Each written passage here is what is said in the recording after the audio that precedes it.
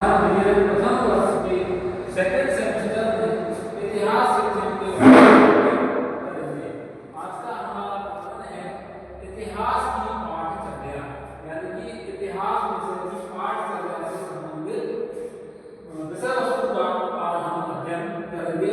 देखिए, शिक्षण अधिगम प्रक्रिया के तीन मुख्य स्तंभ होते हैं। पहला होता है शिक्षक, दूसरा होता है शिक्षार्थी और तीसरी होती है पाठचर्या।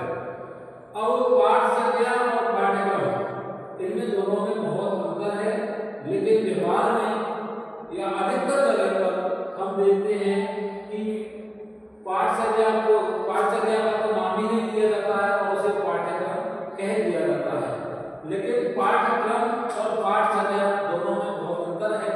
पाठ्यक्रम को अंग्रेजी में हम सिलेबस कहते हैं, जो कि केवल किसी एक विषय के सिलेबस से संबंधित होता है, जबकि पाठचर्या विद्यालय का समस्त जीवन होता है, यानी कि विद्यालय की समस्त क्रियाएं, जैसे कि हम सबसे पहले आकर के प्रार्थना करते हैं तो वो पाठचर्या का हिस्सा होती है। उसके बाद क्लास में जाकर के अध्ययन करते हैं, वो पाठचर्या होती है। प्रयोगशाला में जाते हैं, लाइब्रेरी में जाते हैं, खेल के मैदान में जाते हैं, तो वो क्या है, पाठचर्या होती है। पाठचर्या दो शब्दों से मिलकर के बना हुआ शब्द है। पाठ्य प्लस चर्या, पाठ्य प्लस चर्या। जैसे कि हम एक शब्द का प्रयोग करते हैं दिनचर्या, यानी कि हमारे दिन की व्यवस्था।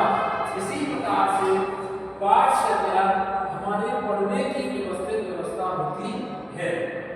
पाठचर्या को अंग्रेजी में हम कैरिकुलम शब्द से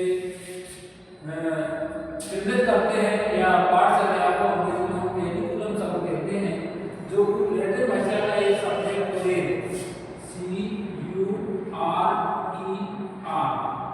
क्यूरेर से मिलकर के और पाठचर्या बनी, यानी कि क्यूरेर जो शब्द है उसका अर्थ है दौड़ना।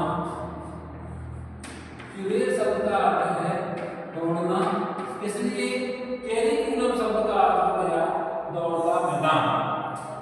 तो पाठचर्या का जो शाब्दिक अर्थ है वो हो गया दौड़ का मैदान। जिस प्रकार से एक धावक के लिए निश्चित स्थान, लक्ष्य, सीमाएं निर्धारित की जाती हैं, इसी प्रकार से पाठचर्या के द्वारा एक शिक्षक के लिए तथा एक शिक्षार्थी के लिए समय सीमा तथा लक्ष्यों का निर्धारण किया जाता है। जैसे कि दौड़ का मैदान होता है इस तरह से, और इसमें प्रत्येक धावक के लिए दौड़ने का एक निश्चित स्थान होता है, निश्चित लक्ष्य तथा सीमाओं का निर्धारण कर दिया जाता है।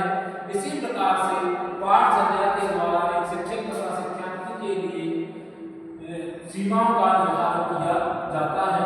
पाठचर्या की जो परिभाषा है वो इस प्रकार से है कि किसी विद्यालय में छात्र एवं शिक्षक द्वारा निश्चित लक्ष्यों तथा उद्देश्यों की प्राप्ति के लिए किया गया सम्मिलित प्रयास की पाठचर्या कहलाता है। यानी कि शिक्षक तथा शिक्षार्थी दोनों के द्वारा मिलकर निश्चित उद्देश्यों की प्राप्ति करना ही पाठचर्या कहलाता है। इसी संबंध में एक कनिंघम की परिभाषा है कि जिस प्रकार से एक कलाकार